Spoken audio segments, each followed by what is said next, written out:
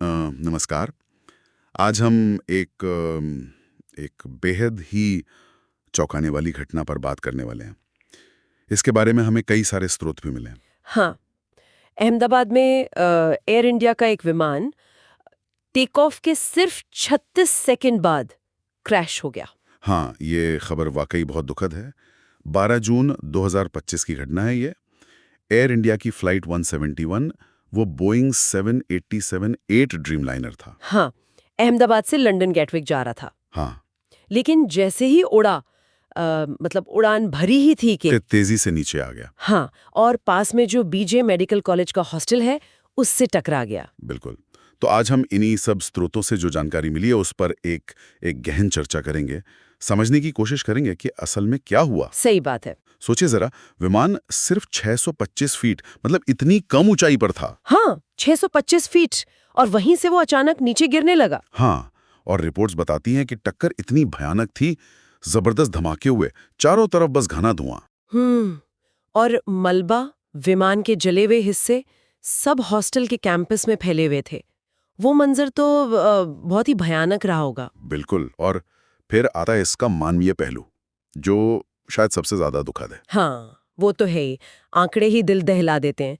विमान में देखिए 242 लोग थे, 230 यात्री और 12 क्रू मेंबर। और उनमें से सिर्फ एक। हाँ, अविश्वसनीय है, पर सिर्फ एक व्यक्ति ही जीवित बच पाया।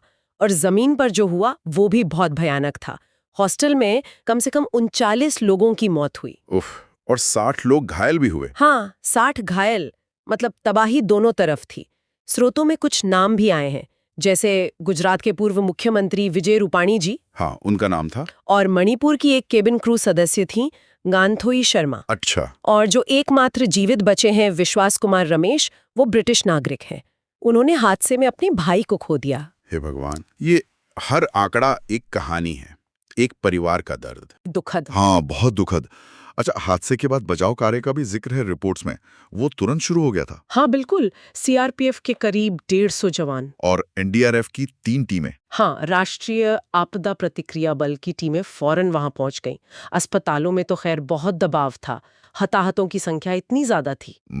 इस बीच टाटा समूह ने एक अहम घोषणा की। हाँ, वो मुआवजे वाली बात, हर मृतक के परिवार को 1 करोड़ रुपए। और घायलों का इलाज का पूरा खर्च। ये एक बड़ी राहत की बात रही होगी परिवारों के लिए। निश्चित रूप से। और कई जानी मानी हस्तियों ने भी अपने कार्यक्रम रद्द करके एकजुटता दिखाई। एक प्रत्यक्षदर्शी का भी जिक्र मिला है मुझे स्रोतों में, ओम प्रकाश प्रजापति, रिक्शा चालक। हाँ, उनका बयान भी काफी विचलित करने वाला है।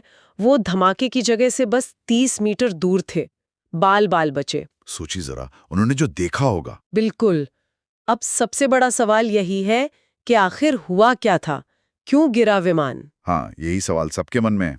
तो शुरुआती जांच जो है वो इशारा कर रही है कि शायद दोनों इंजन फेल हो गए थे। दोनों इंजन एक साथ? हाँ, यही संभावना जताई जा रही है। और एक बड़ी वजह हो सकती है पक्षियों का टकराना, बर्ड हिट। Bird hit? अच्छा, हाँ, ये तो एक ज्ञात जोखिम है विमानन में। बिल्कुल।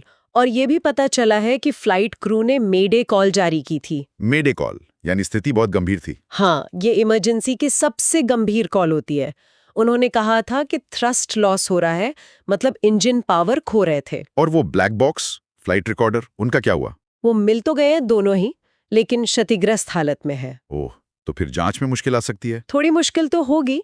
अब अधिकारी सोच रहे हैं कि इनकी डिकोडिंग भारत में करें या विदेश भेजें, शायद अमेरिका।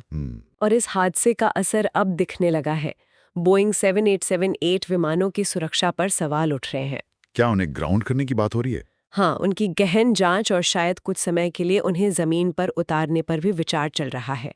और साथ ही सुरक्षा नियमों को और सख्त करने की मांग भी उठ रही है। जाहिर है, इतना बड़ा हादसा हुआ है तो ये सब सवाल उठेंगे ही। तो संक्षेप में कहें तो ये अहमदाबाद का हादसा हाल के समय की सबसे भयानक विमान दुर्घटनाओं में से एक है।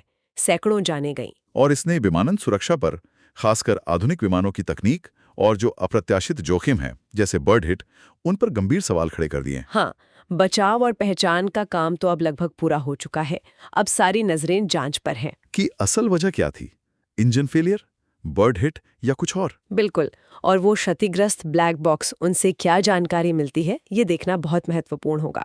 सही कहा। और अंत में ये घटना हमें एक बड़े सवाल पर सोचने को मजबूर करती है, जो क्या? जो इन सभी स्रोतों से भी उभर कर आता है कि ये जो हवाई यातायात लगातार बढ़ रहा है, नई नई तकनीक आ रही हैं, इसके बीच हम सुरक्षा के उच्चतम मानकों को कैसे बनाए रख सकते हैं?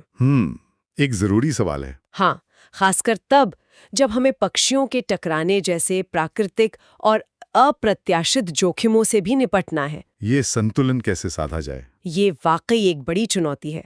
भविष्य के लिए इस पर गंभीरता से विचार करने की जरूरत है।